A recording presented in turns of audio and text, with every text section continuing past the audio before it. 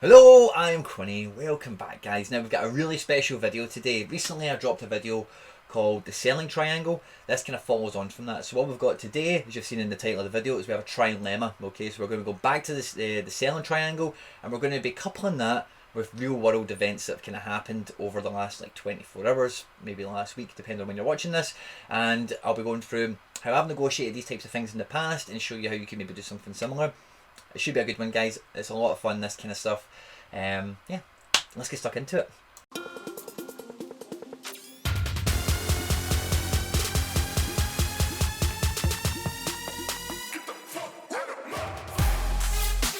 Now guys, when I say a Tri-Lema, what I'm talking about is we're occupying two sides of the triangle at the same point in time whilst trying to negotiate through the market, okay?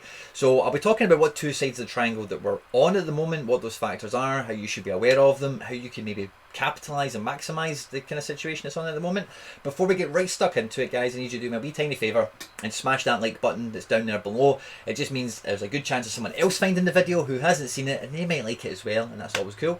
And if you could subscribe to the channel, obviously it goes a long way to supporting me and the channel grow and continue to bring more content to you. Now, the first and most obvious part of the Tri-Lema that we're going to be operating on is currency fluctuations, okay? So if you've been watching the price of Ether, especially over the last 5 days, but particularly over the last forever it feels like, Ether's on a bit of a run at the moment. It's on the way up, okay? Now, when you're in the kind of SoRare space, that is really attractive and really appealing to you at first when you're just looking at your own gallery, the profit and loss, how many Ether your gallery is worth, and what that now subsequently means, okay? But what you'll find, and it's happened every single time that Ethers went on a pop and a run, is there will be managers who have smaller galleries that are just going to get a bit ETH greedy, and they're going to want to get some Ether right now so they can have that in their portfolio, maybe their Coinbase or their Binance or whatever they're using, so they can maybe realise some profit or maybe try and reinvest that back into the market, okay? Now, there's a couple of things with that, okay? Number one, if you are experiencing the currency fluctuation and you feel... So one thing we need to iron out right here, right now, right, is when those people are entering the market trying to sell cards for reduced ETH prices, maybe the fiat price is about the same as what it was last week or whatever, but those people, what they have decided at that point in time is it's better to hold Ether than the card in question that they're trying to sell. Now, in some cases that might, that will be good, in other cases that might not be. It depends on exactly how it's going, and I've had examples in the channel of when that's bitten me in the bum and whatever, and I'll kind of talk about that as we come to it in the video. Now, what this actually offers you, and again I've spoken about this before in terms of free tips to buying, is if you've been slowly accruing Ether in your Coinbase or in your Binance account, or even in your SoRare account just through ramp deposits or whatever it is you're doing, then the price of Ether, it's nice for you to see right now, but it gives you much more buying power actually in the market. Ether, they're now priced at 1721, and if you're picking up Ether, I think last week it was about 1400. You've got a good amount of percentage growth on that. You can step into the market and you've got a wee bit more muscle now than you did this time last week. And the second part of the triangle we're going to be operating with is opportunity. So there's a lot of people now listing cards into the market because they want to capture Ether because of the currency fluctuations we were just chatting about. So there's an opportunity for you to be buying cards that have been discounted on the secondary market because there will be some managers that are getting ETH greedy. They want to get some ETH in their bank because they'd rather have ETH now rather than their kind of average or top heavy midfielders or for whatever card it is in question, okay? Now, the part of the triangle that is not really at play at the moment in a positive sense is demand. Demand always goes down when Ether goes up in the short kind of microcosm, because quite simply a lot of people don't want to be buying from any sides of the market, or not a lot of people, but there will be a fair population of the community that don't enter the market when Ether is moving up, for the simple fact that they don't want to buy stuff now when Ether's 1721 and they're thinking, crap man, in an hour's time or tomorrow could be £2,000 or dollars, or depending on what currency you're operating in. So there will be a kind of a step back from a lot of people in the market that will just wait and see what Ether does for the next couple of days, because it does tend to go in spurts. A lot of cryptocurrency, when it's on a run, it goes up, up, and then when it's kind of calm and chilling out, it'll go up, it'll go down, it'll hover around, it'll do not too much. So demand is kind of going down, which is generally speaking not a positive.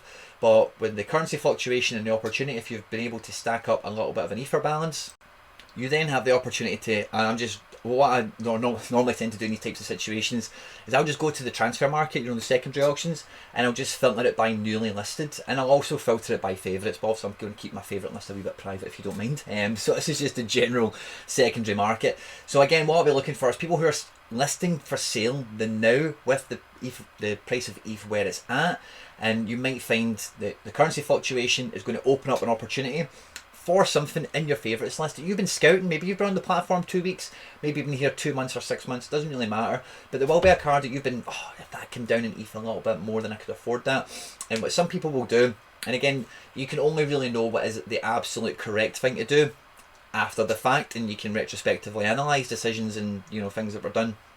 But I know for myself, I've managed to capitalise on some trades, either in the secondary market. Definitely some people get desperate for ETH, and if you've got an ETH balance, that gives you an opportunity to step into the market and pay the kind of ETH price you were trying to get last week. Now the ETH price you're trying to get last week, most people might actually be much closer to your ETH valuation today than they were last week or last month or whatever.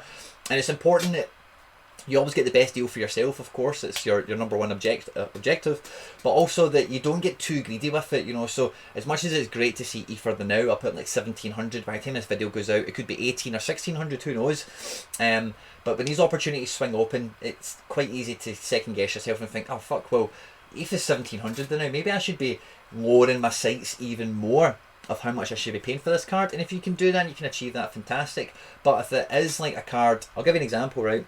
I'll give you an example that I'm actually looking at right now at time of recording. Okay, so I've been eyeing up a Van Dijk for especially the last week or two in particular, just because of the way ETH has been going and blah blah blah. I'm a big Celtic fan, as you know. I've been after a Van Dijk since Liverpool came out. I'm thinking maybe this might be the time for me that I get a Van Dijk. Now Van Dijk is injured, he's not going to play till next season, yada yada yada. So there's other things I need to consider with this purchase, like opportunity cost and that kind of thing.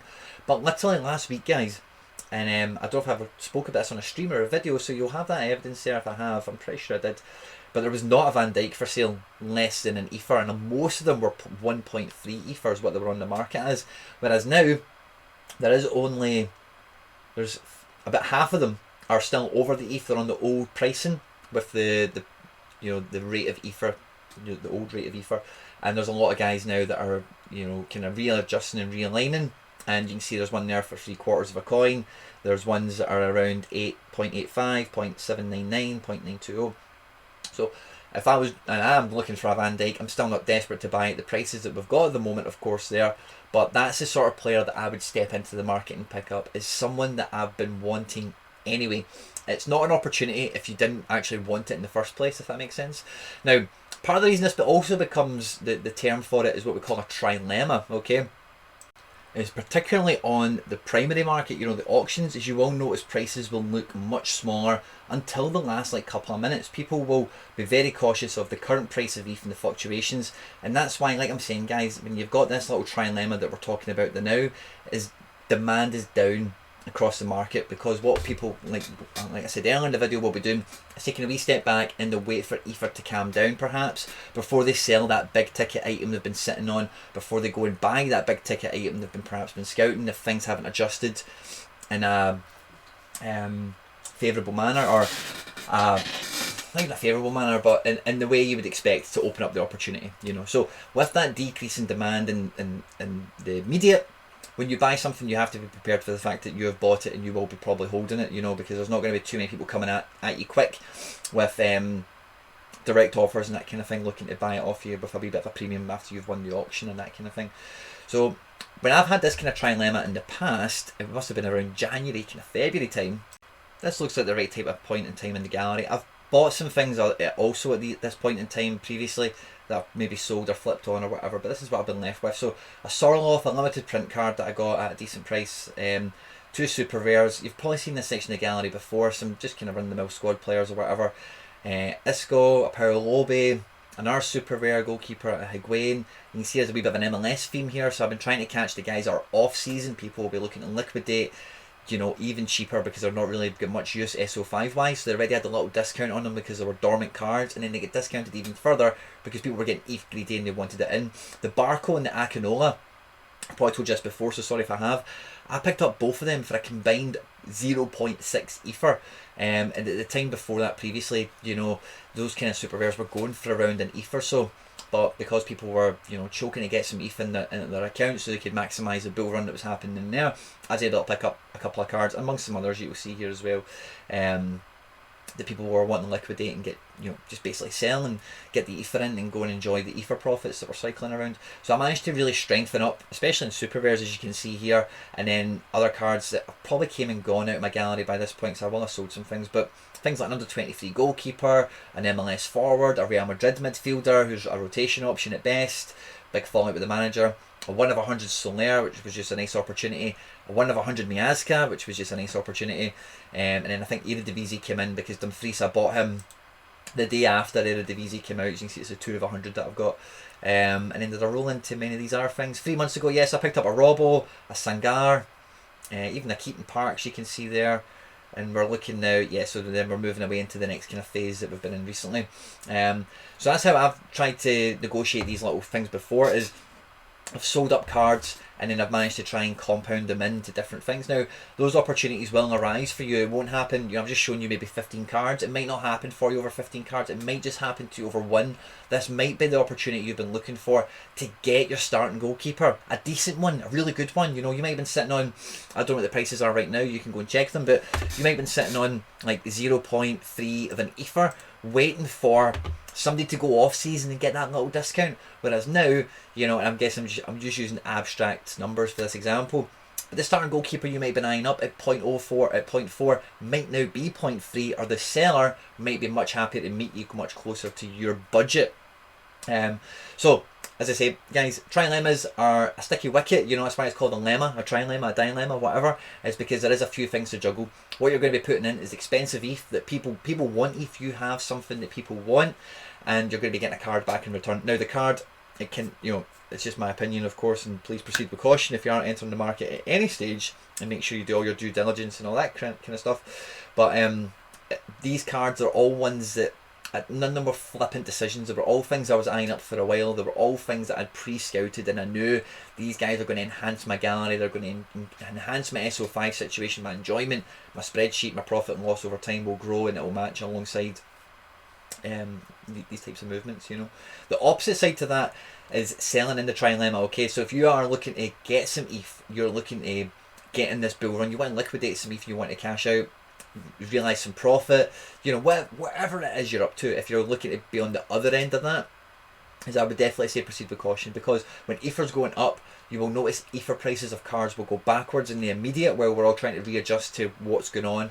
Is it rocketing away to something astronomical, or is it going to settle down at this kind of level and we can operate here for a little while?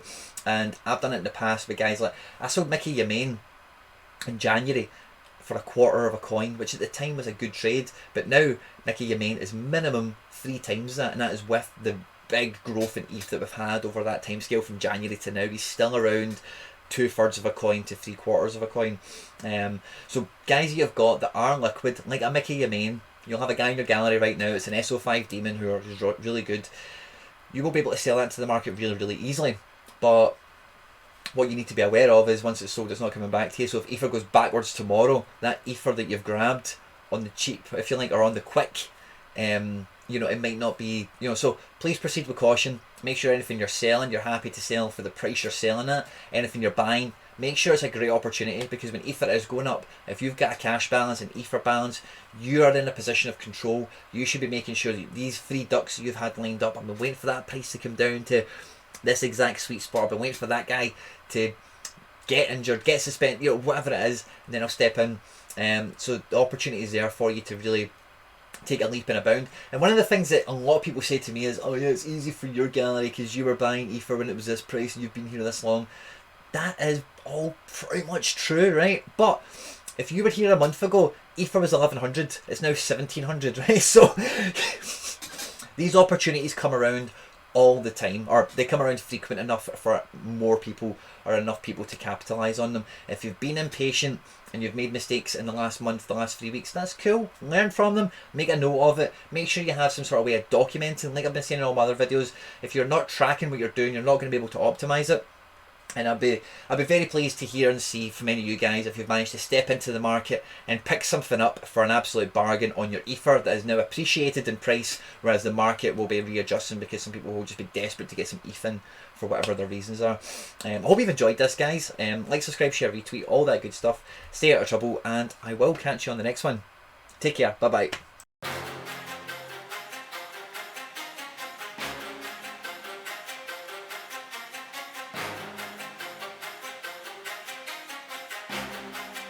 It's the time.